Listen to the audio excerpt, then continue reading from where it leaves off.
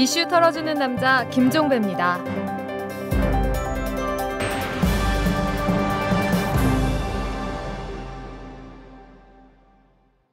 3월 21일 목요일입니다. 어제 사이버 공격이 발생을 했죠. 이 KBS를 비롯한 방송 3사 그리고 신한은행을 비롯한 일부 금융기관의 전산망이 어제 오후 2시경에 마비되는 일이 발생을 했는데요. 악성 코드를 심어서 해킹하는 APT 방식의 공격이었다고 합니다. 누가 왜 이런 짓을 저질렀는지는 아직 오리무중입니다. 일부에서는 북한의 소행을 의심하고 있지만 현재로선 막연한 정황 외에 특별히 나오는 것은 없습니다. 또 후이즈라는 해킹팀이 저질렀다는 주장도 있습니다만 이들이 누구인지는 전혀 알려진 바가 없고요. 따라서 이 문제는 관계당국의 추적조사 결과가 나와봐야 알 수 있는 문제인 것 같습니다. 그래서 이 점만 좀 짚으려고 하는데요. 이 갈수록 확실해지는 것 한 가지가 있습니다. 디지털 세상이 무한대로 확장되고 있다는 사실인데요. 이 현상이 한편으로는 생활의 편리를 가져다 주기도 하지만 다른 한편으로는 취약성도 그대로 노출하고 있는 것이 아닌가 이런 생각을 하게 됩니다. 어제의 사이버 공격이 바로 그런 경우겠죠. 세상사 모두 이렇게 양면이 있는 것 같습니다. 자, 광고 듣고 시작합니다. 재벌과 모피아의 함정에서 탈출하라. 종횡무진 한국경제. 재벌 개혁에 앞장서온 김상조 교수. 그가 한국경제에 던지는 8가지 질문. 우리가 몰랐던 한국경제의 진실을 파헤칩니다. 더 이상 경제 권력자들의 눈속임에 속지 마세요. 종횡무진 한국경제. 오마이뉴스가 만드는 책 오마이북.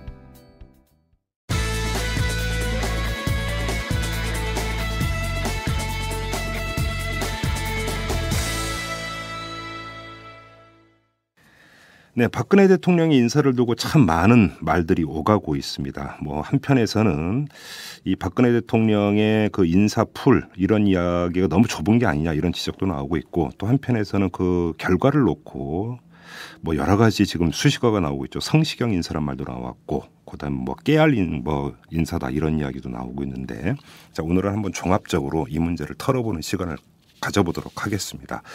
자, 오늘 모실 분은 김병준 국민대 교수님이십니다. 이 참여정부 때 청와대 정책실장을 지내셨던 분이기도 합니다.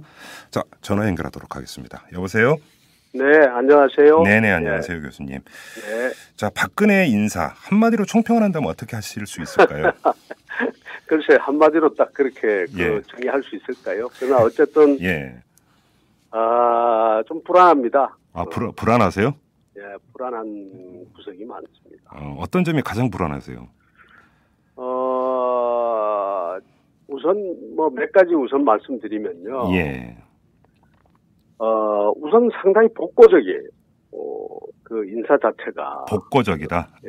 복고적이라고 하는 이야기는 언제를 두고 제가 말씀드리는가 하면은 그 박정희 대통령의 그 박정희 대통령 그 재임 기간의 마지막 부분. 네네네. 그때 인사하고 상당히 닮은 볼이 좀 있어요. 그래서 제가 복고적이라고 하는 겁니다. 그래서 이제 그 인사의 특징이 뭔가 하면, 내무관료.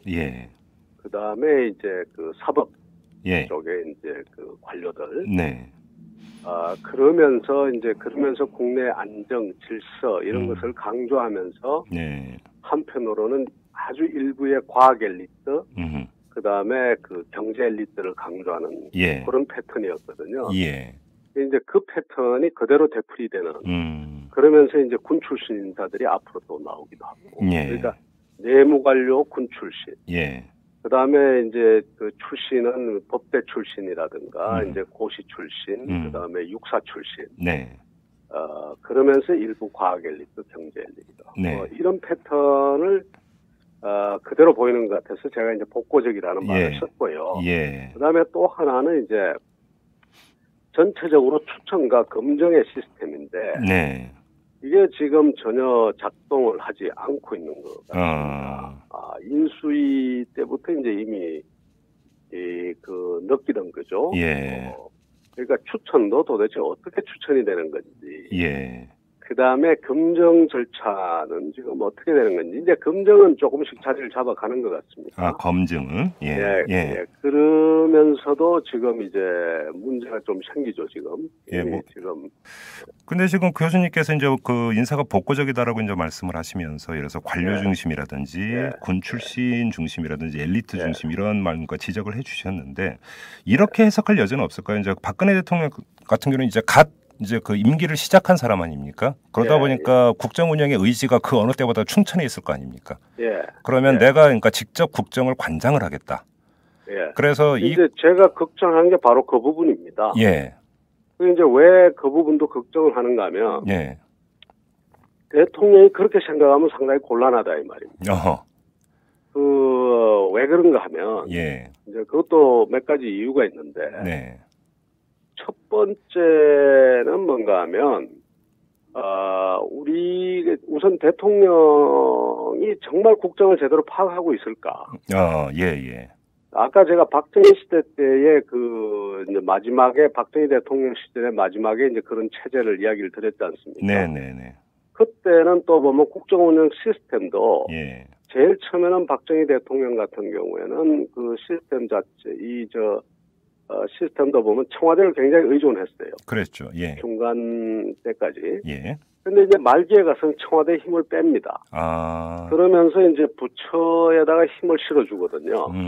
근데 부처에 힘을 실어줬다고 하지만 대통령이 사실상 부처를 직접 관장하는 겁니다. 네네네.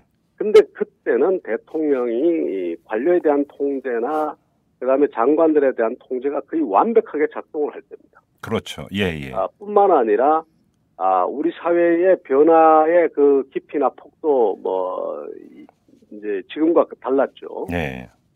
그렇기 때문에 목표를 정하고 관리하는 것도 비교적 쉬웠고요. 네. 그다음에 관료 조직의 통제력도 굉장히 강했고. 예. 그다음에 대통령이 한 18년 동안 그러다 보니까 국정 구석구석을 다 알고 있을 때입니다. 그렇죠. 지금 박근혜 대통령 그렇지가 않거든요. 그렇죠. 예. 사회 변화가 그때하고는 전혀 다른 그 깊이와 넓이에서 다르고요. 국정 전체를 제대로 파악하고 있을 리도 없고. 그렇죠.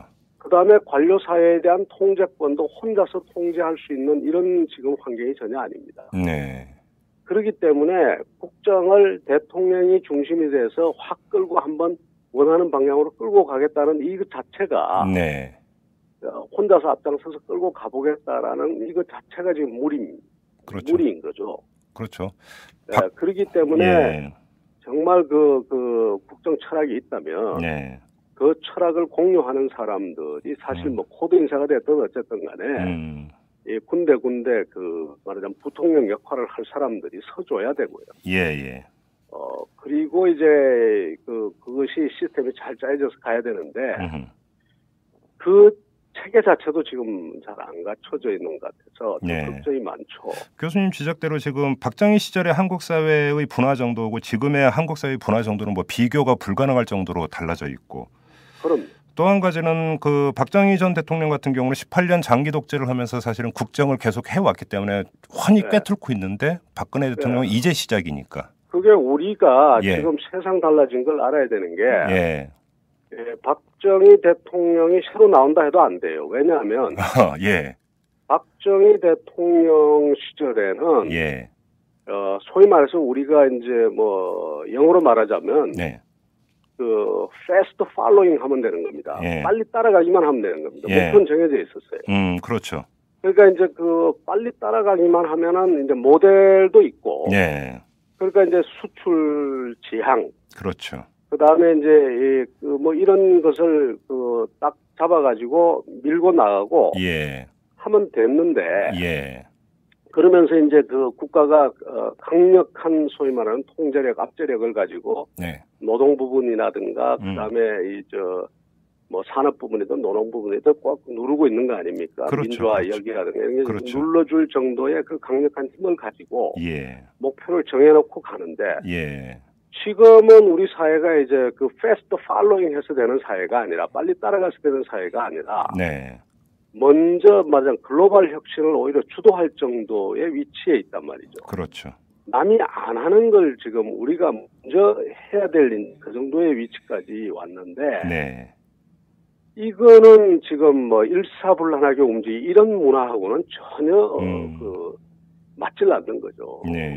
그래서 그 점을 사실은 좀 정부가 인지를 해줬으면 좋겠어요. 예. 이렇게 또 지적하는 사람이 있습니다. 그럴수록 사실은 청와대 비서진의 보좌가 상당히 중요한데 예. 이 보좌라고 하는 게 그러니까 대통령의 말만 그대로 순순히 따르는 게 아니라 때로는 직원도 하고 예. 이런 게 돼야 되는데 지금 박근혜 청와대가 이런 그 사람들로 포진되어 있고 시스템이 되어 있느냐? 아니다.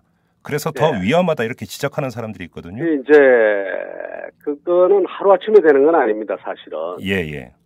왜 하루아침에 되는 게 아니라 이제 무슨 이야기인가 하면 예. 이제 우리가 이해해야 될 게 대통령 권력의 이제 본질을 좀 이해를 해야 되거든요. 네네. 그러니까 대통령한테 누구나 직언을 하거나 쓴소리를 하거나 예. 고언이나 직언을 잘 못합니다. 그렇죠, 사실. 예. 그 직언과 고언을 하다가 네. 그 대통령한테 안 좋은 소리를 한두 번 들어버리면 예. 그 사람은 사실은 청와대에서 거의 옷을 벗어야 될 정도로 힘이 빠져버립니다.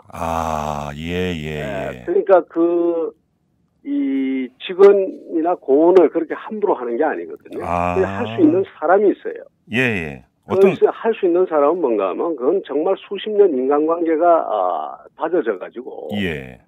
쓴소리나 대통령이 심지어 아주 고함을 지르면서 아주 정책을 해도 예. 주변에서 보기에 아이고 저 양반을 목을 날릴 리는 없다.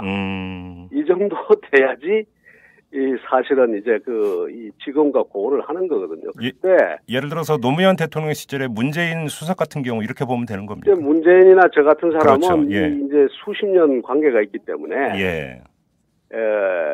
저 사람한테 대통령이 저렇게 짜증내고 예. 신경질도 내고 했는데 그렇다고 해가지고 저 두 사람의 관계는 절대로 그만두라거나 그럴 처지가 아니라. 네.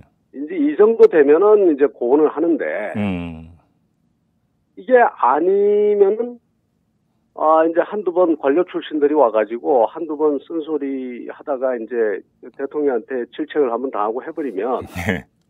이제. 운매 기주가 이렇게 되는 겁니까? 예, 그냥 힘이 빠지죠. 그리고 또, 이야기를 하는 사람도 굉장히 조심스럽게 해야 돼요. 여러 사람 앞에서 절대로 그 대통령한테 지금 고언한다고 여러 사람 앞에서 대통령이 위축되는 그런 말을 하면 안 되거든요. 그렇죠. 그건 이제 독대할 때나 이럴 때는 굉장히 그 개인적인 두 사람이 있을 때나 이렇게 하는 건데 예. 그 기회가 잘 오질 않습니다.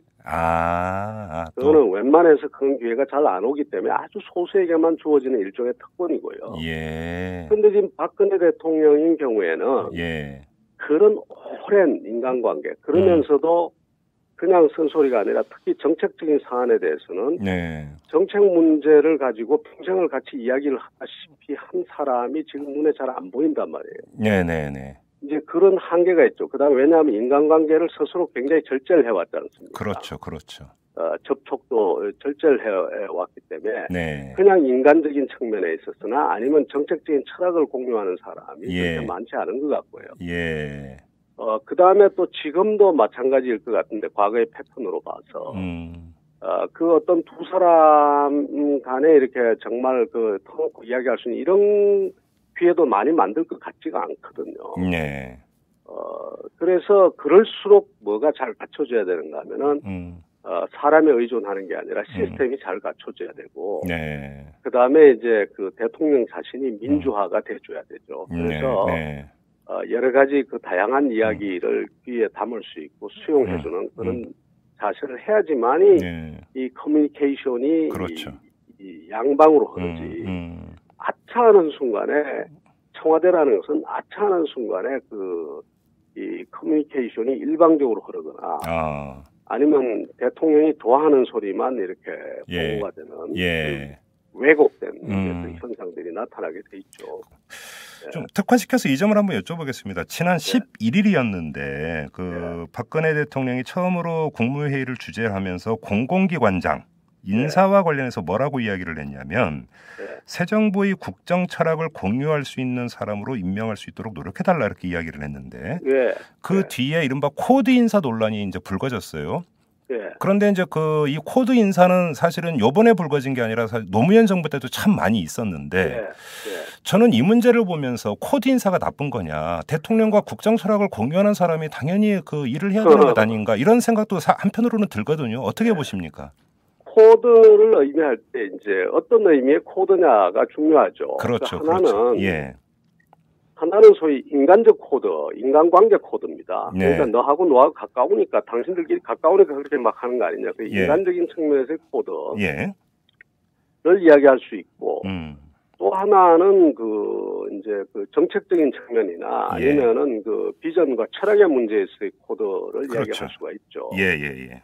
그런데 어느 쪽이든 말이죠. 예. 인간적인 부분에 있어서는 인간적인 신뢰에 관한 부분이나 인간관계의 부분이나 그다음에 비전과 철학의 문제에 있어서나 네. 그 코드가 필요할 때가 있습니다. 그러니까 공공기관장을 이야기를 할 때 일방적으로 그렇게 이야기하는 것보다 네. 나눠야 됩니다. 아, 어떻게요? 그러니까 어떻게 나누는가 하면은 예. 이 기관은 상당한 부분 지금 혁신이 필요하고 개혁이 필요하다. 네. 이런 기관이 있단 말이죠. 예. 근데 이런 데는 예.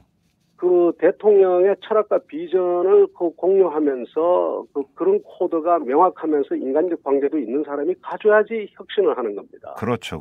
예. 그런데 그거보다도 이 기관은 지금 이게 수익성이 너무 나빠가지고 네. 이 경영 혁신을 통해 가지고 경영을 좀 잘해가지고 어떻게 좀 실적을 향상시킬 필요가 있다. 우선 네. 재무적인 위기부터 탈출할 필요가 있다라고 이렇게 보일 때는 예. 당연히 그런 코드가 아니라 전문성이 우선돼야 되는 거죠. 그렇죠.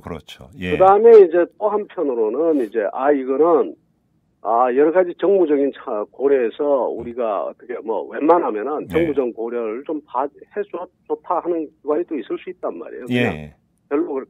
별로 중요하지만 않지만 대통령이 선거 빚을 안 갚을 수가 없잖아요. 그렇죠. 그러니까 예. 그다음에 정당을 무시할 수도 없거든요. 예. 그리고 이 점을 우리가 분명히 이제 인식을 해야 될 부분이 있습니다. 뭔가 하면 선거 과정에 통해서 무지하게 많은 사람들이 기여를 하는데 그렇죠. 그 기여를 한 당에 있던 당료들이나 아니면 선거에 기여를 한 사람이 예. 오도갈 데가 없다. 선거 끝나면 모든 것이 다 끝나다. 원칙적으로 그러면 좋은데 네. 만일 그런 관행이라면 우리 정치권에 우수한 인재가 영입이 안 됩니다. 또 그런 문제가 있나요? 그러니까 예. 우리 정치 발전이라는 측면에서 보면 예.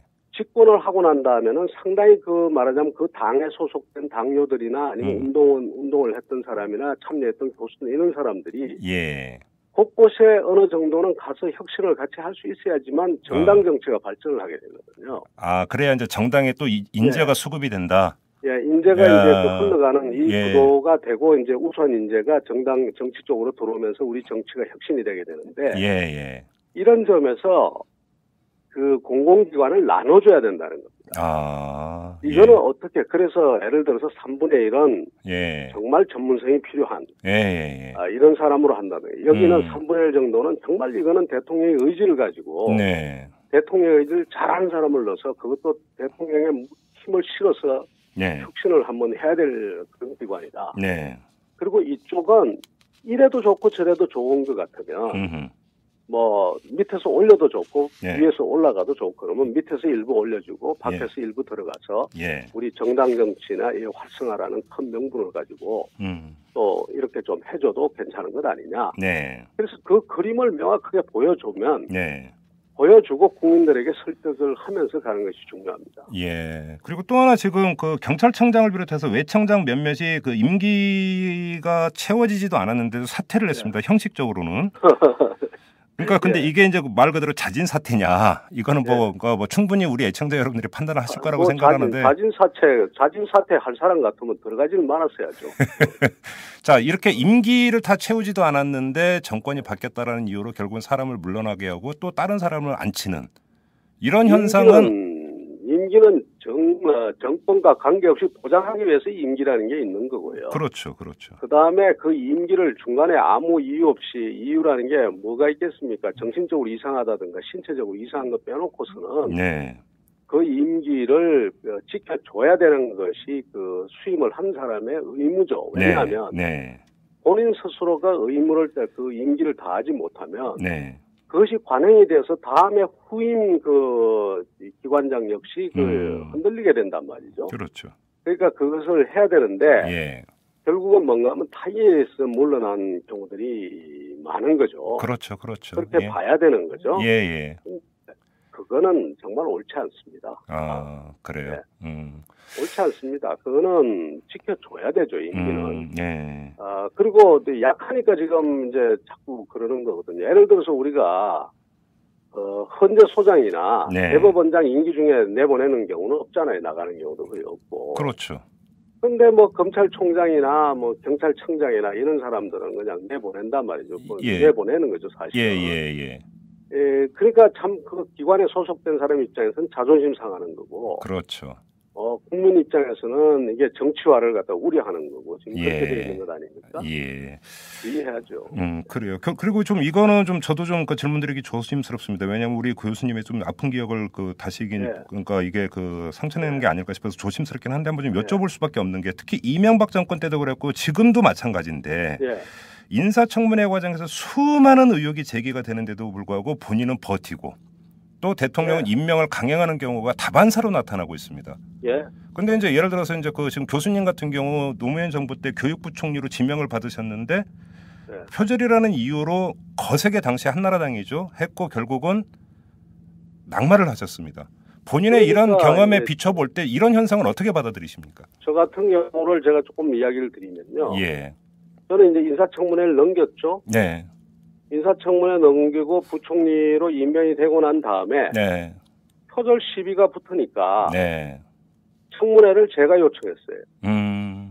그러니까 무슨 국회에서 청문회 하자는 게 아니고 네네네. 나는 표절한 사실이 없는데 표절했다고 하니까 예. 내가 국회 나갈 테니까 나를 열어서 청문회를 해주세요 했는데 네. 국회가 오히려 청문회를 못 한다고 그랬어요. 그래서 왜요? 제가 그러니까 안 하고 그냥 나가라는 난 그냥 못 나가겠다. 네네네. 그래서 제가 대한민국에서 유일하게 청문회를 자청한 이제 장관이 됐습니다. 예. 물론 이제 마음속으로 이제 이미 이제 그 어떤 그 표정의 문제가 아니라 정치적인 이제 그렇죠. 압박이니까 예. 내가 벗어나지만 그런데 또 청문회를 7시간을 했는데 표절 이야기는 한마디도 안 나왔어요. 네. 그러니까 본질은 벗어난 이제 그 청문회가 됐는데 그리고는 제가 어차피 저게 오니까 네. 이 뭡니까 저 해임 건의안이 들어오니까 내가 사표를 던지고 나와버린 거거든요. 네. 그런데 청문회라는 게 그렇습니다.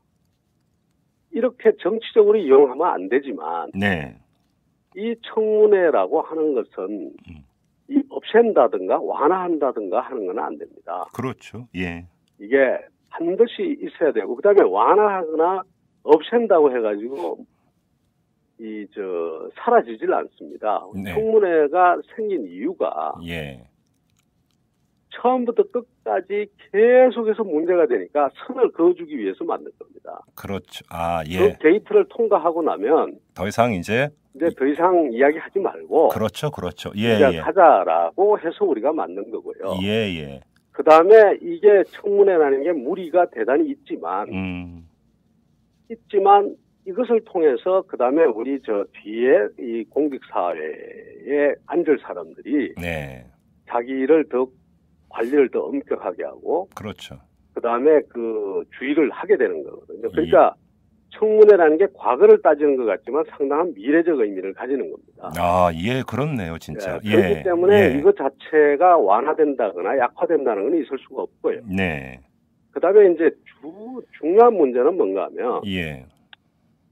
이제 대통령이 판단해서 이제 내가 그래도 임명해야 되겠다. 임명할 수는 있지만 그만큼 정치적 부담을 안는 건데. 그렇죠. 정치적 부담을 안는 건데 그럼 국회가 동의하지 않으면 임명하지 마라. 예. 이렇게 이야기하면 제일 시원하겠는데 그게 안 되는 게 우선 국회가 청문회를 제대로 운영을 안 하고 있는 겁니다. 이제 저 경우도 그런 경우지만 청문회를 일종의 정치적 목적을 가지고 이용을 한단 말이죠. 그렇죠. 국회가. 예. 그러니까 예를 들어서 저 사람이 무슨 하자가 있다면 그 하자를 따져주면 되는데 네. 그걸 따지는 게 아니라 비업무적인 걸 가지고 예를 들어서 우리 때도 이제 그런 거죠. 저 같은 경우도 우리 딸들을 건드린다거나. 네. 그 다음에 옛날에 그 감사원장 제가 실명을 밝히지 않겠습니다만 같은 분 보고. 네. 그 이용 경력을 문제 삼아가지고. 예. 문제를 갖다가 집요하게 딸이 어디 사느냐, 왜 헤어졌느냐, 이러고 간다거나. 그건 아니죠, 진짜. 이제 또 그다음에 뭔가 하면은 언론에서 난 것을 부풀린다거나. 네네네. 언론은 의혹을 보도할 수가 있죠. 그렇죠. 예. 그러나 국회의원은 예. 그것을 그대로 가가지고 그 청문회를 통해서 그걸 부풀리는 것이 아니라 네. 언론에 보도된 것이 언론은 보도만 하지만 자기들은 조사권도 있고 네.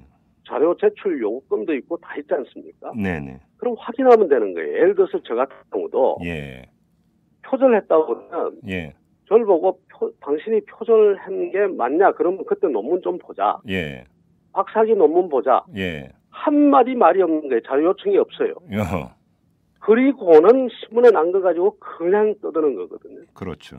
나중에 표절이 아니라고 하니까 청문회 막상 내가 요청한 청문회에 가가지고서는 말도 못하는 거예요. 그러니까 또다시 가가지고 연구비를 갖다가 어쨌든 뭐 이래가지고 이제 또 떠드는 거예요. 네. 그러니까 국회가 그리고는 뭐 심지어 자료 요청한 거는 뭐 어떤 거냐 예를 들자면 네. 정말 말도 안 되는 뭐 사돈의 제 케이스는 아닙니다만 저쪽 사이하고 뭐 며느리 본 사람 안사돈의 성적표하고 졸업증명서. 아 진짜로 그런 적 있습니까? 예, 그럼요. 저 경우에도 뭔가 하면 내가 사촌이 29명인데 사촌 29명에 그 4년 동안의 여행 기록 및 등비 출처. 그 다음에 제가 제 4년 동안의 골프장 출입 기록 및 동반자 명단. 예. 이런 걸 요구를 한단 말이에요. 그러니까 지금 이제 제일 좋은 방법은 국회 스스로가 청문회에 관한 룰을 만들어줘야 됩니다. 아, 예. 그렇게 해서 예. 언론에 있는 것도 예. 비공개라는 건 말이 안 되고 네네네. 자기들 스스로 그것이 그런가 안 그런가를 조사를 해줘야 돼요. 엄정하게 조사를 해서 예. 심지어 언론에서 그리고 도덕적인 판단은 도덕적 판단대로 해줘야 돼요. 왜 똑같이 똑같은 일인데 네.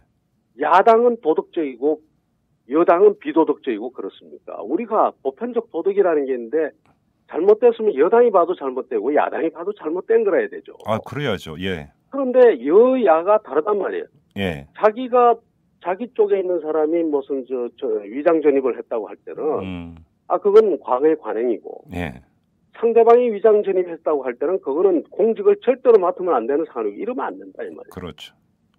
그러니까 그런 부분의 도덕적 기준도 정하고 그다음에 국회의원 스스로가 언론을 갖다가 키우는 것이 아니라 네. 정말 여야를 떠나서 그 사람이 정말 그런 일을 했는지 안 했는지를 조사권이니까 조사를 하고 소명의 기회를 주고 그리고 그렇게 해서 국회가 자기 스스로 청문회를 제대로 운영할 수 있는 능력이 있다라는 것이 증명이 되면 네.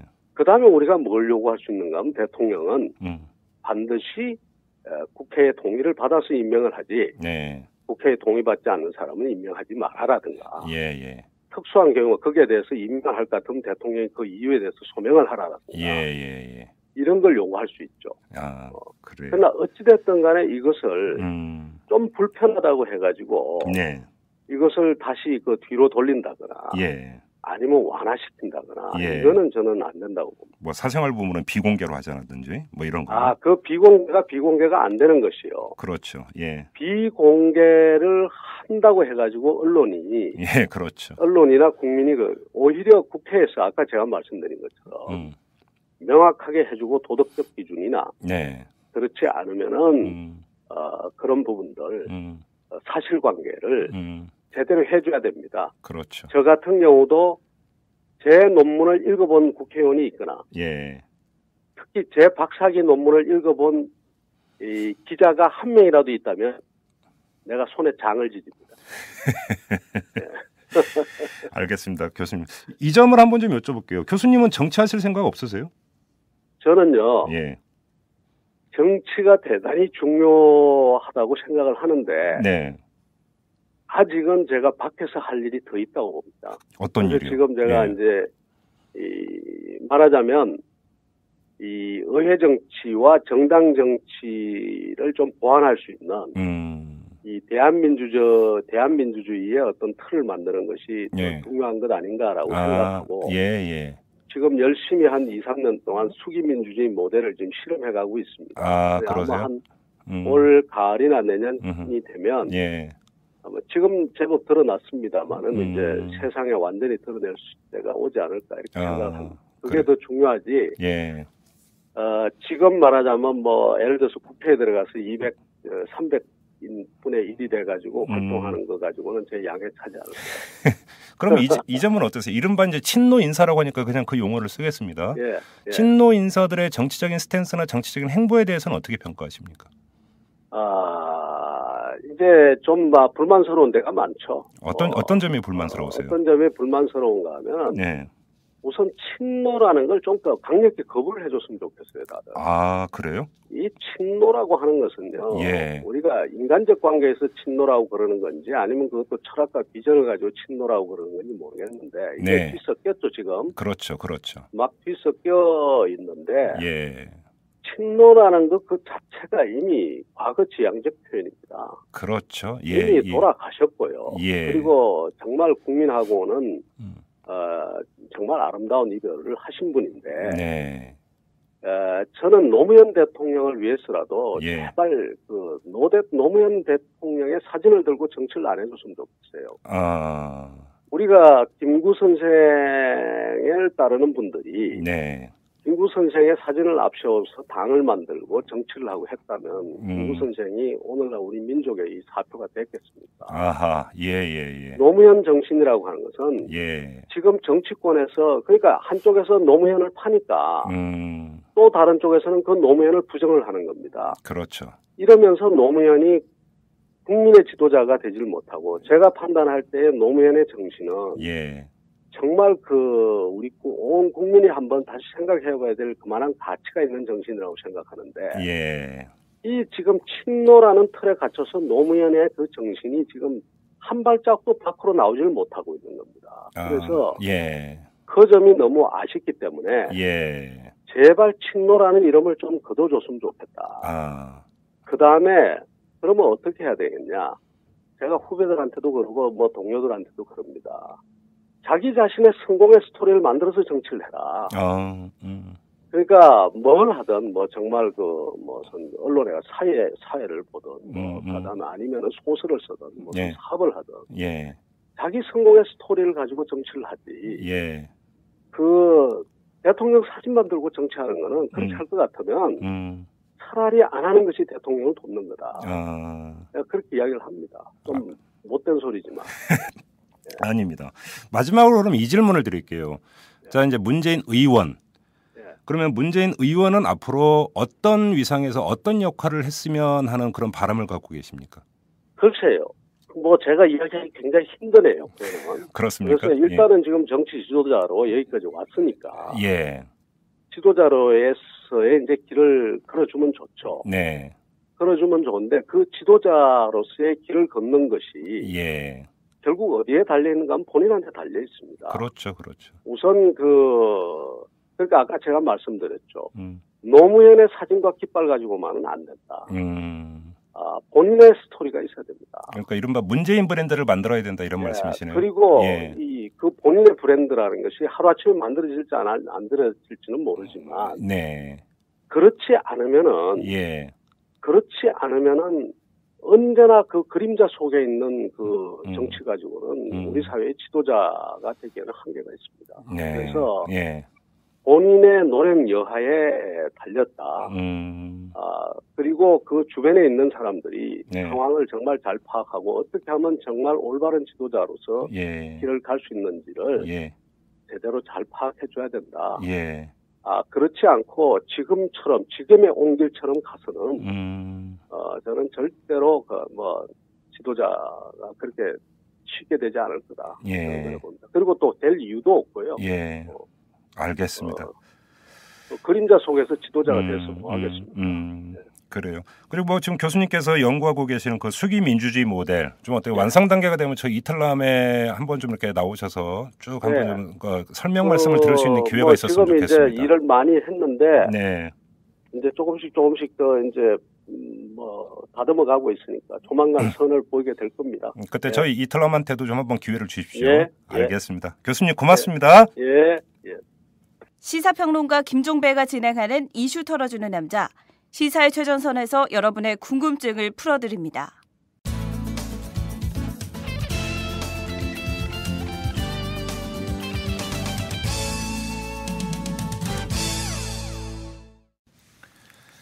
네, 매주 목요일에는 오창익 인권연대 사무국장과 함께 오창익의 인권 이야기로 꾸며드립니다. 자, 오늘도 어김없이 오창익 국장이 나오셨습니다. 안녕하세요. 네, 안녕하세요. 네, 일주일 잘 지내셨죠? 네.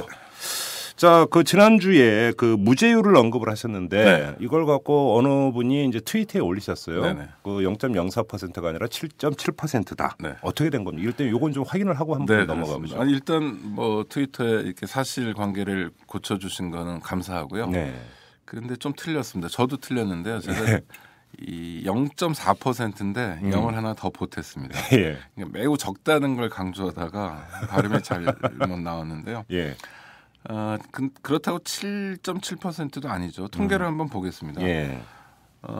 검찰이 이제 기소한 다음에 무죄로 확정되는 게 몇 %냐에 대한 통계는 사실 없어요. 검찰이 집계를 안 합니다. 그래요? 네, 그러니까 이게 늘 궁금한 건데요. 아니, 왜 그런 걸 집계를 하나요? 별의별 통계가 다 없습니다. 한국에는요. 특히 검찰은 검찰과 관련한 통계를 별로 제출하지 않아요. 그건 아마 검찰이 가지고 있는 특별한 권력 때문에 그런 것 같은데요. 네. 다만 1심 무죄 선고는 취합을 합니다. 그분이 이제 7.7% 무죄율이라는 게 2010년 통계라고 그러셨는데 그때 보면 뭐 이렇게 벌을 줄 때 재판에 붙이는 방식이 여러 가지가 있는데 공판, 재판을 하거나 아니면 약식을 하거나 두 가지가 있고요. 약식 기소. 네. 예. 공판에는 이제 공판을 구한다 그래서 구공판이라고 그러는데요. 검찰 입장에서는 예. 구속하거나 불구속이 있습니다. 이건 이제 그렇죠. 친숙하게 들으셨죠. 그렇죠. 1년 동안 사건을 보면 구속 재판이 32,000여 건이고 불구속이 12만 4천여 건, 약식 명령이 95만 건 정도 됩니다. 굉장히 많습니다. 예. 합하면 100만 건이 넘죠. 예. 그런데 1심에서 구속 사건은 190명이 무죄였고 무죄율로 하면 0.58%입니다. 불구속 사건은 2,274명 무죄 1.83%, 약식은 2,956명이 무죄여서 0.31%입니다. 다 합하면 0.49% 됩니다. 그러니까 예. 매년 형사사건 무죄율은 1심을 기준으로 하면 0.4%에서 0.5% 정도가 됩니다. 예. 그렇다면 유죄율은 얼마입니까? 거꾸로 99.6%가 6%. 된다는 거죠. 그렇죠. 이거는 뭐 이 정도 순도로 우리 검찰과 우리 법원이 일하는 건지에 대해서는 좀 살펴볼 필요가 있다고 봅니다. 그렇죠. 또 하나 재미있는 건 예. 무죄율이 가장 높은 기관은 검찰에서 대검 중수부입니다. 대검 중수부는 통계를 어떻게 잡느냐에 따라서 중앙수사부요. 네. 21%까지 올라오고 그럽니다. 무죄율이. 그렇죠. 그렇죠. 그러니까, 대검 중수부가 한 게 네. 무리한 기소가 많았다. 무리한 기소가 많았고 예. 그다음에 대검 중수부의 표적이 된 사람들도 네. 노무현 전 대통령 같은 경우에 대표적인데 예. 상당히 방어를 하게 되는 거죠. 그렇죠. 그러니까 또 여론이 집중되고 네. 법원도 굉장히 관심을 갖고 신경 쓸 수밖에 없고 예. 앞서 말씀하신 대로 무리한 기소가 많고 그러니까 싸움이 제대로 붙는 겁니다. 그렇죠. 그래서 어떨 때는 뭐 15% 어떨 때는 21%도 나오고요. 그걸 거꾸로 해석하면 그게 제대로 된 재판이다. 이렇게도 볼 수 있는. 그렇죠. 네, 네. 예. 그리고 그 대검 중수부 무용론 이런 것도 확인할 수 있는 근거가 되기도 그렇죠. 합니다. 네. 알겠습니다. 하여튼 결론은 대한민국 형사 사건의 무죄율은 낮아도 너무 낮다. 그렇죠. 네. 뭔가 그 데이터만 놓고 보면 한국 검찰은 최강이다. 그럼요. 네. 근데 진짜 그럴까? 사람이 사람으로 구성된 조직이 99.6%의 순도로 일하는 건 사실상 불가능합니다. 그러니까요. 뭔가 절차가 잘못되고 있다는 거죠. 그렇죠. 네. 알겠습니다. 자, 그 정도로 정리를 하고 자, 오늘 주제로 넘어가죠. 오늘 주제는 어떤 겁니까? 제가 요새 관심 많이 갖고 있고 저 개인적으로는 좀 숙제라고 생각하는 문제인데 벌금 이야기를 좀 해보겠습니다. 아, 벌금? 네. 앞서 말씀드린 것처럼 검찰이 기소하는 걸 기준으로 하고 예. 기소하더라도 뭐 유무죄 판단이 다 나오는데요. 매년 100만 건 정도의 형사 사건이 있습니다. 이게 네. 검찰 단계에서 그렇고요. 예. 경찰 단계까지 포함하면 거의 170만 건 정도의 형사 사건이 일어납니다. 예. 이거는요 바꿔서 말하면 매년 170만 명 정도의 시민들이 형사 사건과 관련된다는 거고요. 그렇죠. 범죄자가 매년 100만 명 이상 나온다는 겁니다. 그렇죠. 그러니까 보통 사람들은 범죄자라고 하면 이 언론을 통해서 우리가 듣게 된 뭐 아동 성폭력이라든지 뭐 살인 사건이라든지 강도 뭐 이런 거 끔찍한 사건을 떠올리기 마련인데 네. 실제로 범죄자들은 우리 주변에 너무 많습니다. 예를 한번 들어보죠. 지난주에 말씀드렸던 경범죄처벌법 위반하면 다 범죄자죠. 쓰레기 버리고 그렇죠, 담배꽁초 그렇죠. 버리고 그렇죠. 금연장소에서 흡연하고 과다 노출하고 뭐 이런 사람들이요. 그다음에 운전하시는 분들만 하더라도 불법 행위라는 게 너무나 많습니다. 제가 도로교통법 하나 봤는데요. 네. 보통 사람들은 뺑소니, 그러니까 교통사고 난 다음에 조치를 취하지 않는 걸 그렇죠. 속칭 뺑소니라고 하잖아요. 뺑소니나 음주운전 정도를 해야 이제 범죄자가 된다, 불법 행위가 된다 이렇게 생각하기가 쉬운데 그렇지 않습니다. 이를테면 신호등대로 지시를 따르지 않은 사람, 이거 불법 행위고요. 그렇죠. 그 사람은 범죄자입니다. 그렇죠. 무단횡단 마찬가지고요. 뭐 차도 보행, 그러니까 차도와 보도가 구별되지 않은 곳에서는 어떻게 걸어야 되냐면 자동차와 마주보고 걸어야 됩니다. 법률에 따르면. 근데 자동차 진행 방향으로 걸으면 이게 불법 행위고요. 아, 그것도 불법입니까? 범죄자가 됩니다. 그러니까 아무 사고가 없이 그냥 그렇게 걸어만 가도? 네. 야, 그래요? 네. 근데 심지어요. 이명박 정권 때 좌측 통행을 우측 통행으로 바꿨잖아요. 맞아요. 저는 그게 사실 굉장히 기분 나빴어요. 왜요? 아니 왜냐하면 뭐 우파 정권이니까 우측 통행을 시키는지 모르겠는데 자. 우리는 어렸을 때부터 뭐 사람은 왼쪽 길, 자동차는 오른쪽 길 해가지고 이게 몸에 습성이 뱄습니다. 네. 과연 오른쪽으로 걷는 게 선진적인지 왼쪽으로 걷는 게 선진적인지를 따질 수 있느냐. 그게 뭐 일제 유산이고 뭐 이런 얘기가 그때 아니 그러니까 일제 유산이 중요한 게 아니라요. 평생을 그렇게 걸어왔다는 거예요. 그렇죠. 그러다 갑자기 바꾸거든요. 이건 시민들의 일상에 굉장히 중요한 영향을 미치는 건데 이런 게 그냥 지침이나 또는 뭐 법령의 개정만으로 바뀔 수 있느냐. 그게 아니라 사실 상당히 오랜 기간 시민들하고 대화할 문제라고 봅니다. 왜냐하면 내 삶에 국가가 구체적으로 개입하는 거거든요. 그렇죠. 그러면 나에게 국가가 그런 걸 물어봤느냐. 물어보지 않았죠. 그러니까 나란 존재는 도대체 내가 주권자이고 납세자인데 국가가 나를 도대체 어떻게 생각하길래 어느 날 갑자기 왼쪽으로 걷는 게 좋다고 그랬다가 말 싹 바꿔가지고 오른쪽으로 걸어야 선진국이 된다는 식으로 이야기하느냐. 국가가 너 이렇게 살아라 이렇게 명령하는 거죠. 아니 그러니까 그게 되게 불쾌하고 불편하다는 거죠. 우리는 그럼 시킨 대로만 하면 되는 존재냐. 지하철 같은 거 탈 때도요. 갑자기 우측 통행으로 하니까 동선이 막 꼬여버리는 데들이 나타납니다. 맞아요. 설계는 좌측 통행을 기준으로 설계를 했기 때문에. 맞아요. 그럼 그런 불편을 다 감수해야 되느냐. 그리고 이게 우측 통행 시스템에 맞춰서 설계가 다 변경되고 이러려면 상당한 시간이 걸리지 않습니까? 그렇죠. 하여튼 뭐 불편하고 불쾌했는데 그런 우측 통행을 안 하고 좌측 통행을 하는 사람 보도에서 불법입니다. 그래요? 네. 저도 범죄자네요. 범죄자죠. 그러니까 검거를 하고 입건을 하고 이러고 벌과금을 매기거나 이러면 이제 불법 행위가 인정되고 이제 범죄자가 되는데. 뭐 저도 뭐 교통범죄금 여러 번 내봤으니까. 그러니까 그게 다 범죄입니다. 그러니까. 비탈길 고갯마루, 뭐 가파른 뭐 비탈길의 내리막 이런 데 서행하지 않는 운전자, 교통이 빈번한 교차로에서 일시 정지하지 않은 채 가는 운전자. 또 뭐가 있냐면 이건 처벌도 좀 센데요. 과로한 상태에서 운전한 사람도 처벌받습니다. 아니 경찰이 과로했는지 안 했는지 어떻게 알아요? 그러니까요. 이게 음주나 이런 거는 쉽잖아요.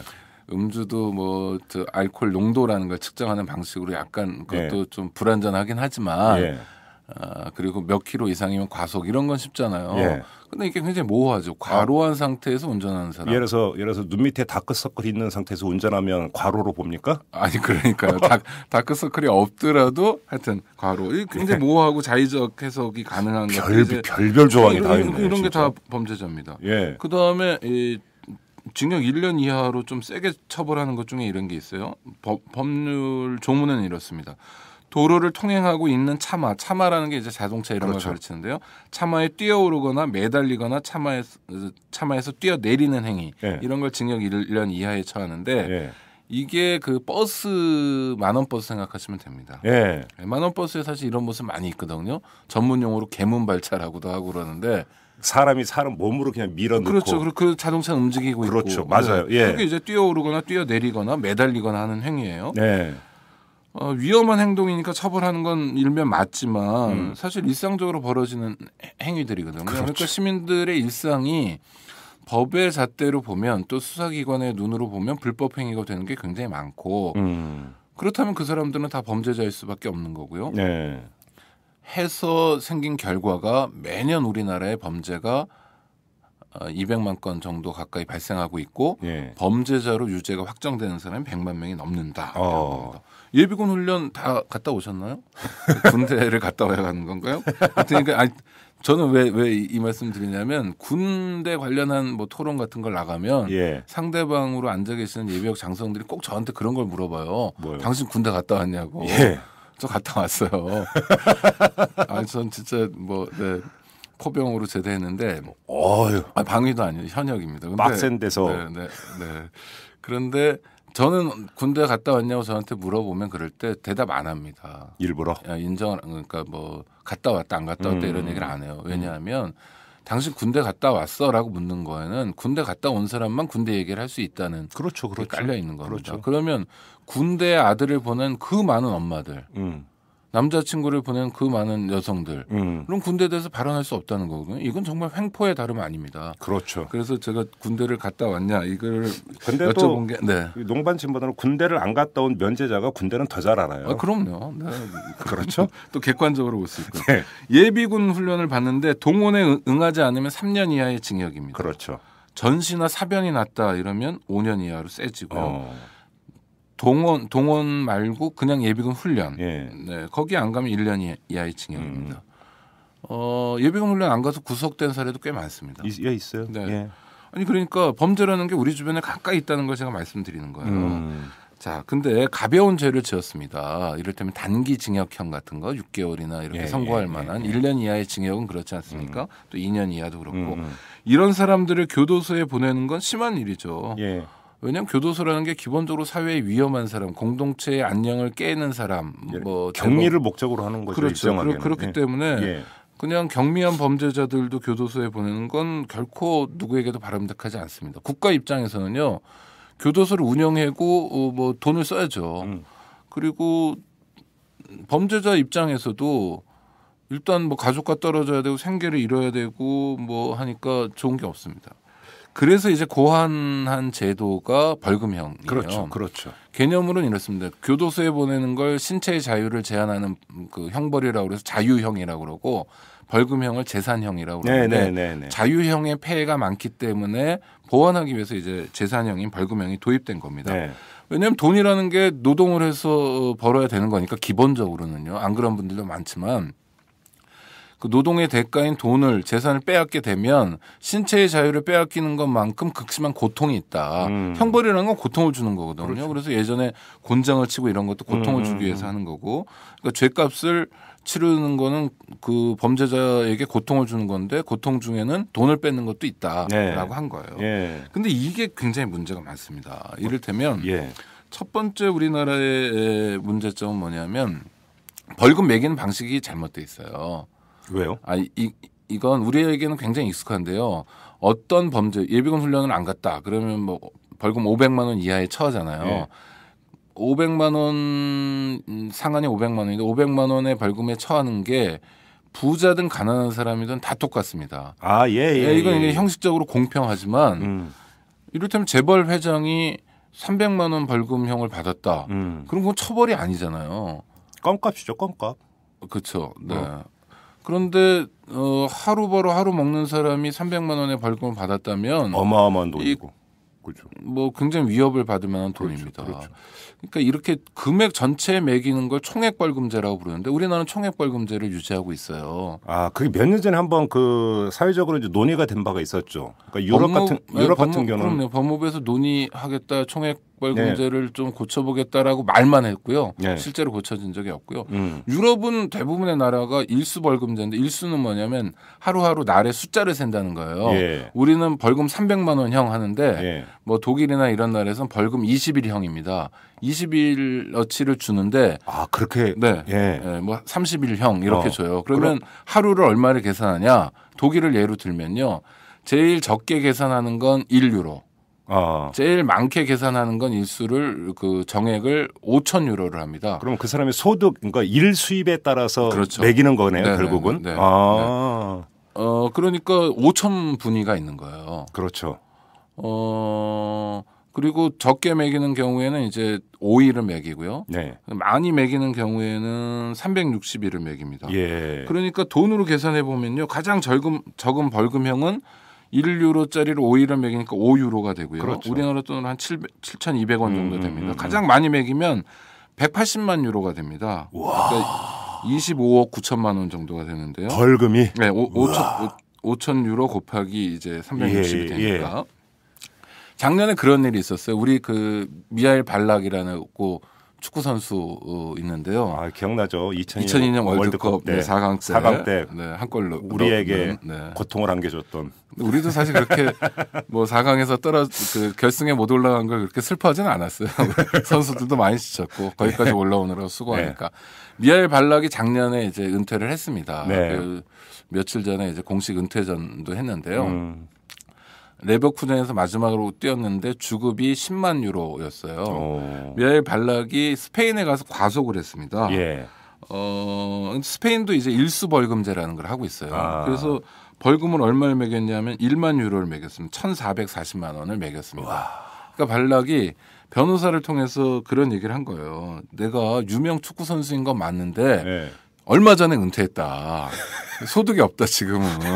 그것도 네. 형식 논리상으로는 말이 맞죠. 되네. 그러니까 유명한 선수라고 해서 돈이 많다고 생각하는 건 편견이다. 이러면서 이제 벌금 액수를 줄여달라고 요청을 한 겁니다. 변호사를 통해서. 그게 줄여줬어요? 아니요. 그런데 네. 독일에서 난리가 났습니다. 독일 그래요? 시민들이 여론이 들끓었어요. 남의 나라 가서 창피한 일 하지 마라. 너 한 주에 10만 유로씩 벌었는데 네. 넌 당연히 소득이 많으니까 예. 벌금을 많이 내야 된다 이런 거예요. 그러니까 예. 발락이 딴소리를 했습니다. 나중에 뭐라고 그러냐면 변호사가 어리석은 주장을 했다. 그래서 내가 변호사를 해임했다. 그 주장은 내 뜻이 아니었다? 네네. 변호사한테 핑계를 대고요. 예. 두 번째는 나는 법원의 판결을 존중한다. 이러면서 사과했습니다. 예. 그러니까 발락이 내야 될 벌금이 그러니까 발락의 소득 기준을 뭐 1만 유로로 봐야 될지 1,000유로로 봐야 될지 이건 따져봐야 됩니다. 실제로 발락의 재산 상태나 소득이 없더라도 재산이 많으면 벌금을 많이 내야 되니까요. 네. 그런데 스페인에서도 그렇고 독일에서는 적어도 소득이 많은 사람은 벌금을 더 내야 되고 소득이 적은 사람은 벌금을 덜 내야 공평하다. 네. 그래야 고통의 정도가 비슷해지니까 그렇죠. 라는 게 상식이란 거예요. 벌금제라고 하는 게 그 재산을 뺏어서 고통을 준다라고 한다면 네. 재산의 정도에 따라서 벌금을 매겨야 그러니까 사실은 벌금 액수가 균일한 게 중요한 게 아니라 그러니까 고통이 균일해야 된다. 네. 동일한 범죄에 그렇죠. 대해서는. 그렇게 본다면 재벌의 고통지수와 서민의 고통지수를 동일하게 하려면 차등을 둬야 된다 당연히. 네. 맞는 말이네요. 그게. 근데 우리나라는 그게 안 되고 있어요. 그러네요. 진짜. 법무부나 뭐 검사들이죠. 이 양반들한테 이런 게 왜 안 되냐 물어보면 정확한 소득을 파악할 수 없다고 그럽니다. 맞아요. 정확한 소득은 누구도 파악 못합니다. 네. 그렇지만 국세청이 신고하는 건 있잖아요. 아니 그러니까 우리는 정확한 소득을 파악하지 못해도 국민연금이나 예. 건강보험은 소득 분야에 따라 다르게 내고 있잖아요. 그렇죠, 그렇죠. 그럼 건강보험 시스템을 빌려서 벌금을 매기면 돼요. 이를테면 독일처럼 5,000분위로 나누지 않더라도 네. 36분위를 나누거나 해서 매기면 됩니다. 그러면 지금보다는 그래도 공평해지는 거죠. 그렇죠, 그렇죠. 이거는 뭐 의지의 문제인데 이런 제도 좀 바뀌었으면 좋겠습니다. 그래서 정말 가난한 사람이 부자와 똑같은 벌금을 내고 그래서 몇 배, 몇십 배 어떤 경우 재산에 따라서는 정말 몇백 배, 몇천 배 더 힘든 일은 없었으면 좋겠고요. 혹시 그게 네. 그 상당히 그 이제 소득 파악을 해야 되는 그러면 행정상 이제 절차와 또 그 일이 늘어나는 거죠. 일이 늘어나죠. 그게 네. 귀찮아서 그런 거 아니에요? 귀찮긴 한데 저는 그러니까 기본적으로 우리가 시스템이 잘 돼 있고 뭐 국민건강보험 시스템의 소득 분위가 있잖아요. 네. 그러니까 기초생활수급권자, 차상위 계층 이게 다 있습니다. 이제 네. 소득 분위에 따라서 이미 시스템이 다 돼 있기 때문에 그걸 빌려와서 그거대로 하면 된다고 봐요. 그 다음에 이제 장기적으로는 뭐 독일처럼 정말 1유로에서 5,000유로, 5,000분위를 가지도록 선진화시켜 나가는 건 그 다음 몫이지만 일단 36분이라도 나눠주면 네. 그만큼 좀 안전해지는 거고 그만큼 더 실질적으로 평등해지는 거니까요. 또 하나 문제점은요. 이게 사실 굉장히 중요한데 벌금은요 약식 명령을 통해서 이게 딱 벌금 내시오 하고 오잖아요. 네. 일주일 내에 통보서도 오는데 한 달 내에 완납해야 됩니다. 일시불로요. 그것도 일시불입니까? 네. 카드 결제는 됩니까? 카드 안 됩니다. 카드도 안 됩니다. 네. 카드 제도 자체가 없고요. 예. 근데 사람들이 그렇습니다. 돈이라는 게 목돈을 한꺼번에 마련하고 한꺼번에 내는 건 고통스럽습니다. 그렇죠. 근데 만약 분할해서 낼 수 있다면 그렇죠. 그래도 좀 낫겠죠. 그렇죠. 그리고 당장 살림이 어렵거나 형편이 어려운 사람은 좀 뭐 몇 달 내에 내거나 한 6개월 후에 내거나 하면 또 가능성이 높아지는데 그런 제도가 없습니다. 있긴 하지만 분납 연납이라는 제도가 있는데 예. 검찰 징수 사무 규칙이라는 데 근거가 있는데요. 검사의 허가를 받아야 되는데 까다롭습니다. 잘 안 해줘요. 조건도 까다롭고요. 벌금을 한 달 내에 못 낸 사람들은 어떻게 되느냐. 이 사람들은 소위 지명수배가 됩니다. 그러니까 개념은 이렇습니다. 형을 집행하는 거잖아요. 벌금형을요. 네. 집행이 안 된 사람들이에요. 네. 그러니까 전국 그 형사 정산망을 통해서 지명수배가 됩니다. 예. 불신검문을 통해서 이 사람들이 많이 검거됩니다. 불신검문은 이 벌금 미납자 검거를 위한 것이라고 얘기해도 90% 정도는 맞다고 보는데요. 예. 그러니까 벌금을 미납하게 되면 지명수배가 되고 그다음에 검거가 되죠. 검거된 날 만약 벌금을 내지 않으면 바로 경찰서 거쳐서 검찰청 갔다가 바로 교도소로 가버립니다. 그렇습니까? 네, 벌금 미납을 하면 교도소로 가요. 이거를 아니 법률 이 동네는 이제 이상한 한자 말이 많은데 환형유치라고 그럽니다. 그러니까 바꾸다고요. 형을 바꿔서 유치한다, 가둬놓는다 이거예요. 유치장 할 때 유치죠. 벌금을 못 내서 감옥에 가는 사람들이 얼마나 많냐면 매년 3만 명이 넘습니다. 그렇습니까? 네. 그러니까 감옥에 교도소에 간다는 거는요. 더 위험한 사람, 죄질이 나쁜 사람, 정말 우리가 격리하지 않으면 공동체 안전을 지킬 수 없는 사람이 가야 되는데 그게 아니라 벌금과 관련해서 오로지 가난하다는 이유로 가요. 돈 없다는 이유로. 네. 이거는 레미제라블이고 장발장이죠. 그렇죠. 그런 사람들이 3만 명이나 있는 거예요. 자, 레미제라블 같은 경우에는 이게 빅토르 휴고 소설이잖아요. 발표된 게 1862년입니다. 지금부터 151년 전이에요. 그리고 소설이고요. 장발장 한 사람의 이야기입니다. 물론 프랑스의 당시 시대상을 다뤘는데 빵 하나 훔쳤다고 그렇죠. 뭐 탈옥도 했지만 19년 동안이나 살 수 있냐. 이런 게 사람들 마음을 울리는 겁니다. 그런데 150년이 지난 다음에 대한민국에서 오로지 돈이 없어서 감옥 가는 사람이 한 해에 3만 명이 넘는다. 장발장에 3만 명 넘는다는 거예요. 3만 명씩이나 될 줄은 진짜 몰랐네요. 2011년에 34,361명입니다. 2009년엔 3만 9천 명 정도 되고요. 그럼 그 사람들의 벌금 액수가 물론 다 다르긴 하겠지만 소액입니다. 어느 정도 됩니까? 대략 300만 원 이하입니다. 그 300만 원이 없어서 교도소로 가는 겁니까? 50만 원도 있고 100만 원도 있어요. 이야. 그러니까 제가 얼마 전에 봤던 어떤 젊은인데요. 서울 모 교도소에 갔다가 봤습니다. 벌금 미납으로 와 있는 노역수인데 굉장히 젊어 보여요. 그래서 그 실례지만 하여튼 물어봤어요. 몇 년생이냐고 그랬더니 93년생이라는 거예요. 만 20살. 그러네요. 그 생일 안 지났으면 만 19살이고요. 우리는 뭐 보통 21살이라고 그러는데 하여튼 93년생 젊은이가 벌금을 못 내서 와 있는데 왜 와 있냐고 했더니 교통사고가 났는데 그게 친구 차예요. 친구 차면 책임보험이 가입 안 돼 있잖아요. 그렇죠. 친구 아버지나 친구가 뭐 그것까지 친구까지 해줄 일은 없고 그래서 이제 벌금형을 선고받은 겁니다. 그런데 부모가 내줄 형편이 안 되는 거예요. 200 얼마인가 그래요. 벌금 액수가. 그러니까 20살 젊은이가 오로지 200 몇만 원이 없어가지고 와가지고 사는 거예요. 그러면 하루에 보통 5만 원씩 까줍니다. 그러니까 벌금 100만 원이면 20일 동안 교도소에 있어야 돼요. 하루에 5만 원 계산하는 겁니까? 5만 원씩 까줍니다. 근데 이것도 엉망진창이에요. 이게 판사 마음인데요. 언제부터 5만 원씩 까줬냐를 제가 자료를 못 찾았는데 대체로 최소한 25년 전에도 5만 원이었습니다. 일당 쳐주는 게요. 25년 전에도요? 그러니까 물가 인상을 반영하지 않고 있어요. 근데 어떤 경우에 판사가 하루에 10만 원을 까주기도 하고요. 어떤 사람은 심지어 하루에 1억 원을 까주는 사람도 있습니다. 그래서 이제 그 돈 많고 빽 있는. 아니 그러니까 벌금을 1,000억 벌금 이런 것도 있거든요. 그렇죠. 1,000억 원 벌금이 있으면 하루에 5만 원씩 가면 몇 년을 그럼 거기 있어야 돼요? 원래 법으로는 그 환영유치라고 노역장에 보내는 거는 3년 이내에 집행하도록 되어 있어요. 그러면 이런 거죠. 벌금 1,000억을 받은 사람은 3년 이내로 계산하면 하루에 1억씩 정도 해줘야 되잖아요. 그래야 교도소에서 3년 이내에 살 수 있는 건데 그럼 1억을 해주냐? 그렇지 않아요. 그런 사람도 뭐 10억을 해주거나 20억을 해주거나 50억을 해주거나 하기도 해요. 기준이 없어요. 기준. 판사 마음대로네요. 네, 판사 마음대로입니다. 기준이 없어요. 그래서 그 사람은 뭔데 그러면 교도소 하루 있는데 1억이고 이 사람은 왜 5만 원이냐? 거기서 또 형평성 문제가 당연히 설명 못합니다. 판사가. 설명을 논리가 없을 거 아니에요. 논리 없어요. 자. 그런데 대부분은 하루에 5만 원입니다. 그러니까 뭐 한 이것도 역시 통계가 없어서 말씀드리기 어려운데 한 95% 이상은 5만 원씩 깝니다. 지금 벌금 300만 원 이하의 벌금 선고자 중에서 벌금을 못 내서 앞으로 노역장에 가야 될 운명이 된 사람이 33만 명이에요. 지난해 국감 자료를 제가 확인해 보니까 어휴. 엄청난 겁니다. 그러니까 매년 3만 명씩 계속 보내는 거죠. 예. 불신 검문에서 걸리면 가고 이러는 겁니다. 이건 좀 우리가 바꿔야 될 게 아닌가 이런 제도는. 앞서 말씀드렸지만 만약 벌금 액수를 매길 때 자기 소득에 따라 매겼으면 벌금 300만 원이 뭐 50만 원이 될 수도 있잖아요. 좀 합리적이 될 수 있죠. 그렇죠. 또 하나 아니 다른 모든 물건 다 카드 납부도 되는데 물론 아주 가난한 분들 중에는 카드도 뭐 연체돼 있거나 정지돼 있거나 만들 수 없는 분도 있겠지만 300만 원이란 벌금, 100만 원이란 벌금을 한꺼번에 내지 말고 10달에 나눠 낸다면 훨씬 벌금을 내는 사람이 많아질 거 아니에요. 벌금 안 내고 감옥 가려 고도소 가려고 하는 사람들이 줄어들 거 아닙니까? 그렇죠. 제도만 좀 보완하면 돼요. 또 벌금에 없는 게 되게 많은데요. 집행유예가 없어요. 벌금에는? 네. 징역형엔 집행유예 있잖아요. 있죠. 우리 이건희 회장님이 매번 받는 게 징역 3년에 집행유예 5년입니다. 맞아요. 예. 징역 3년이라는 건 굉장히 무거운 범죄를 저질렀다는 거예요.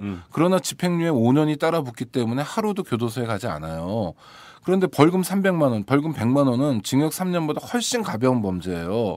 피해자도 적고. 그렇지만 벌금을 내면 교도소에 가야 돼요. 훨씬 가벼운 범죄를 저지른 사람이 딱 하나의 요소, 돈이 없다는 요소만 가지고 교도소에 갑니다. 완전히 그 뒤집힌 세상이죠. 거꾸로 된 세상이죠. 세상에 이런 세상은 없죠. 이건 정말 후진국이고 야만이죠. 그러니까 벌금형에도 집행유예를 좀 해줘야 되는 거 아니냐라는 주장이 있는 거고요. 또 하나는 징역형에는 가석방이 있어요. 있죠. 그래서 형기의 3분의 1을 살면 가석방 대상이 되고 또 수용 생활도 잘하고 그러면 좀 일찍 빼주기도 합니다. 대충 뭐 징역 1년 정도 살면 뭐 9달 만에도 나오고 10달 만에도 나오고 그래요. 그렇죠. 정봉주 의원 같은 경우에는 다 채우고 하루 혜택 받는데 그건 정말 수용 생활을 잘못했든지 아니면 법무부에 단단히 찍혔든지 이런 거고 굉장히 예외적인 거고요. 누구나 다 가석방이 있습니다. 가석방이 있어야 교도소 관리도 합니다. 그런데 벌금 못 내서 교도소 끌려간 사람은 그런 게 없습니까? 없습니다. 야 너무 심하다. 그러니까 10,000원까지 다 내야 돼요. 다 살아야 돼요. 마지막까지. 참. 그러니까 가석방 제도를 해가지고 뭐 30일 정도 살아야 되는 사람이면 한 20일 정도 열심히 살면 좀 먼저 내보내주거나 이런 맛이 있어야 되는데 더 무거운 범죄자인 징역형에게는 그게 있는데 이게 없다는 거. 벌금형에는. 또 문제가 되는 게요. 노역을 합니다, 이 사람들이. 그 개념이 뭐냐면 너가 돈을 못 냈으니까 그만큼 국가를 위해서 일해야 되니까 강제 노역을 시키는 거예요. 그렇죠. 그래서 노역수라고 그럽니다. 자신 있게 이야기할 수 있는데요. 모든 교도소의 노역수들이 노역을 안 합니다. 그래요? 가만히 있어요. 왜 노역을 안 하냐? 노역 일감이 없어요, 일단. 교도소라는 곳이 제한된 가둬놓은 곳에서 작업을 해야 되잖아요. 예전에는 무슨 백화점에 쓰는 쇼핑백 같은 거 이게 봉투 뚫고 이게 끈 묶고 이런 걸 했어요. 아주 단순한 작업 같은 거. 그런데 일감이 없습니다. 요새 경기가 나빠가지고. 미국 영화 그린마일이라고 그거 보면 교도소 밖으로 가서 막 일도 하고 그러는데 우리나라는 그런 게 없나 보죠? 예외적으로 있죠. 그런 사람들. 아주 모범수 같은 경우에 밖에 공장에 출력을 나가기도 하는데 극히 일부고요. 대부분 교도소 안에서 해야 되는데 노역수는 고사하고 징역형을 선고받은 수용자들, 재소자들을 위한 일감도 없습니다. 지금. 일감 전체적으로 없어요. 그리고 교도소에 일감을 잘 주지도 않고 또 그거를 수행해낼 만한 기술이 있다거나 하는 것도 아니고요. 그렇죠. 그러니까 노역수들은 하루 종일 뭐 하냐면 하루 종일 방에 앉아 있습니다. 그냥. 그러니까 이게 국가적으로 저는 아니 그 죄를 졌으면 죄값을 치르고 형의 집행은 단호하게 엄중하게 하는 건 좋은데 실상을 들여다보면 너무나 우스꽝스럽다는 거예요. 가난한 사람만 차별받고 있고 노역 시킨다고 해서 잡아가지고는 노역도 안 하고 이런 문제점이 있으니까 약간 보완을 했습니다. 그게 뭐냐면 벌금 대체 사회봉사 제도예요. 사회봉사 명령이라는 형벌이 있지 않습니까? 그것처럼 이제 뭐 길거리 청소를 한다든지 이런 걸 시키는 거예요. 진짜 평소 궁금했는데요. 유명한 사람이 이제 그 뭐 재벌 회장님이나 아니면 연예인이나 이런 사람들 사회봉사 명령 200시간 뭐 이런 거 받잖아요. 무슨 봉사예요? 봉사할 게 여러 개 있는데요. 청문고 회장 같은 경우에 뭐 시설 갔죠. 사회복지 시설 가서 봉사하고 그랬죠. 뭐 닦아주고 이러는 거. 그리고 씻겨주고 뭐 이런 거. 그리고 여태까지 이런 거 몰랐는데 이걸 계기로 해서 난 진심으로 봉사하고 맞아요. 앞으로도 열심히 봉사하겠다고 말씀하시죠. 끝. 그런 일들을 청소 같은 거 많이 하고 그렇습니다. 재벌 회장님들이 청소하거나 이런 일은 없는데요. 사회봉사 제도를 통해서 벌금 미납자들이 조금 교도소 안 가는 대신 하는데 매년 한 4,000명밖에 안 됩니다. 왜냐하면 유인 요소가 없어요. 첫 번째. 봉사할 데가 별로 없는 거. 아니요. 그거는 뭐 억지로다 만들어내고 그냥 길거리 청소하거나 제설 작업 시키거나 이러니까 네. 그 사회봉사 하러 가는데 차비를 안 줘요. 당연한 걸까요? 생각해 볼 문제입니다. 차비를 안 주고 점심도 안 줘요. 그래요? 네. 가난한 사람들 입장에서 그게 부담이 됩니다. 교도소에 가면 밥은 주거든요. 차비도 들지 않고. 그렇죠. 또 하나는 보험이 일체 안 돼 있습니다. 실제로 재작년엔가 그 청소차가 이게 터빈 같은 게 돌잖아요. 그렇죠. 거기에 이제 손이 말려 들어가지고 손 부상을 심하게 당하신 분이 있어요. 예. 사회봉사하다가 이분이 보험이 안 되는 겁니다. 어허. 그러니까 유인 요소가 없는 거예요. 일도 아주 단순한 작업일 뿐이고요. 예. 그러니까 이런 경우도요. 자활 후견 사업 같은 경우에 평생 학습 프로그램을 돌리는 경우가 있습니다. 굉장히 좋은 인문학 교육이나 이런 것들을 수강하도록 하고 그 대신 이제 자활을 해야 될 시민들에게 조금의 돈을 드리고 그러면서 자활 의지를 갖게 하고 자활이라는 게 기술도 있어야 되지만 또 자활하겠다는 의지도 굉장히 중요하지 않습니까? 예. 나와 우리 사회에 대해서 고민하게 하고 고민할 기회를 제공해 드리고 뭐 이런 식으로 좀 다변화할 필요도 있는 것 같아요. 그렇죠. 그래서 지금 하여튼 벌금제에 대해서 말씀드리고 싶은 건 첫 번째, 벌금형 선고가 너무나 많다. 우리나라에 100만 명이 다 된다 매년. 한국이 이렇게 범죄자가 많은 나라냐? 그렇지 않아요. 범죄율이라는 표지가 있습니다. 이거는 각 주요 국가의 주요 도시들에서 인구 10만 명당 범죄 사건이 얼마나 벌어지는가요? 살인, 강도, 강간, 방화, 절도 이런 걸 나타내는 겁니다. 서울은요. 이를테면 뉴욕이나 런던이나 파리보다 뭐 프랑크푸르트보다 범죄율이 굉장히 낮아요. 얼마나 낮냐면 살인 사건 같은 경우에 평균 3분의 1밖에 발생하지 않고요. 강간 사건은 대체로 30분의 1 정도고요. 강절도 사건은 한 15분의 1밖에 발생하지 않습니다. 물론 그렇더라도 범죄 대응해야 되는데 그러니까 우리는 범죄가 한국에 굉장히 많다고 생각하는데 한국과 일본은 전 세계적으로 어떻게 저렇게 범죄가 없을 수 있지라고 할 정도로 범죄율이 굉장히 낮은 나라예요. 이상하다, 이해할 수 없다라고 할 정도로 뭐 유교 문화도 있고 또 섬나라니까 도망갈 데도 없고 범인 검거율도 굉장히 높고 이런 건데요. 그런데 형사처벌 받는 숫자는 다른 나라에 비해서 얼등하게 많습니다. 그게 벌금. 그 주된 이유가 벌금에 있다. 그렇죠. 말 그대로 무전유죄, 유전무죄란 말이 참 우리 사회를 휘감은 적이 있는데 그 말 그대로잖아요. 간단히 정리를 하면. 그러니까 왜 벌금이 이렇게 많냐? 이게 관료의 나라여서 그래요. 이를테면 간단한 기초질서 같은 경우는 과태료를 부과하면 되는데 그렇죠. 과태료는 사람들이 움찔 안 하거든요. 안 내고 버티고 나중에 폐차할 때 내면 되지 뭐 이렇게 하는데 벌금은 안 내면 교도소 가잖아요. 그렇죠. 벌금 통지서 받아보면요. 딱 그게 정확하게 안내가 써 있어요. 당신 이거 안 내면 지명수배 되고요. 그다음에 교도소에 갑니다라고 써 있어요. 그리고 그거 상식적으로 아니까 무섭죠. 그러니까 시민들이 기초질서나 행정적 뭐 협조나 이런 걸 잘하라고 벌금형을 너무 많이 만들어 놓은 거예요.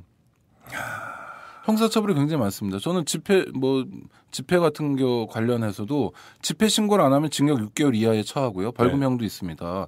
집회 신고를 왜 해야 되냐? 행정기관이 경찰에 협조해 주는 거예요. 출생신고 하듯이. 그렇죠. 출생신고 안 하면 과태료를 물어요. 그래서 좀 늦게 출생신고도 하고 요즘 엄마 아빠들은 그런 일도 많다고 하는데 그럼 집회 신고 안 하면 과태료 물려야 되잖아요. 근데 과태료 물려가지고 관리가 잘 안 된다는 거예요. 그래서 미신고 집회 개최로 형사처벌 받는 사람들이 많습니다. 집회 주최자나 이런 사람들. 그럼 그게 정말 형사처벌을 받을 만큼 특히 해로운 행위냐 우리 사회에. 그러니까 지금 말씀은 과태료 매겨도 되는데 과태료는 사람들이 무서워하지 않으니까 그렇다고 쫓아다니면서 과태료 내세하기는 너무 귀찮고 일이 많이 들어가니까 벌금으로 해버린다. 행정편의주의네요. 그거는. 그럼요. 행정편의주의를 가지고 매년 100만 명 이상의 국민들을 범죄자로 만들어버리는 거예요. 관료를 위해서. 네. 전과자로 만들어버리고요. 이런 나라가 어디 있습니까? 그리고 벌금 못 내면 꼬박 교도소에 가둬놓고.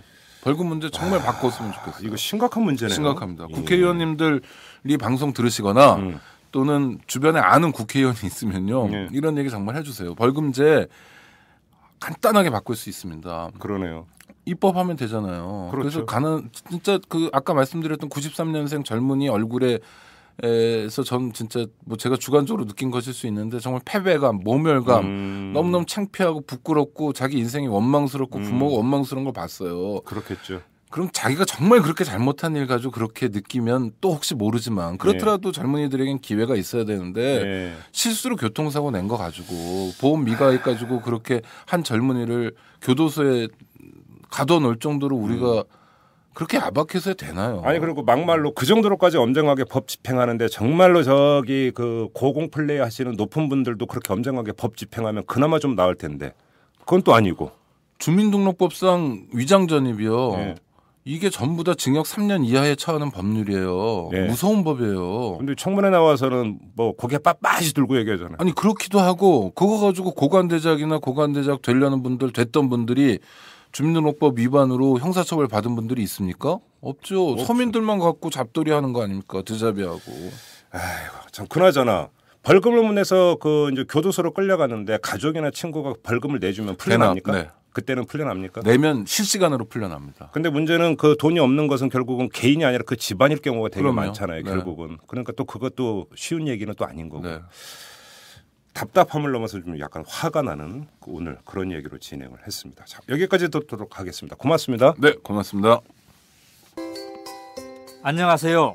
오마이뉴스 대표 오연호입니다. 오늘 방송 잘 들으셨나요? 오마이뉴스는 10만인 클럽 회원 여러분의 후원으로 이탈남을 제작하고 있습니다. 오마이TV의 대선 올레도 10만인 클럽 덕분이었습니다. 이탈남과 오마이TV 더 열심히 하겠습니다. 여러분이 제작자입니다. 월 10,000원에 참여 10만인 클럽 회원이 되어 주십시오. 오마이뉴스 첫 화면에서 직접 가입하시거나 02-733-5505 내선 274번으로 전화 주시면 담당 직원이 안내해드립니다. 지금 7,500명입니다. 함께해 주십시오. 감사합니다.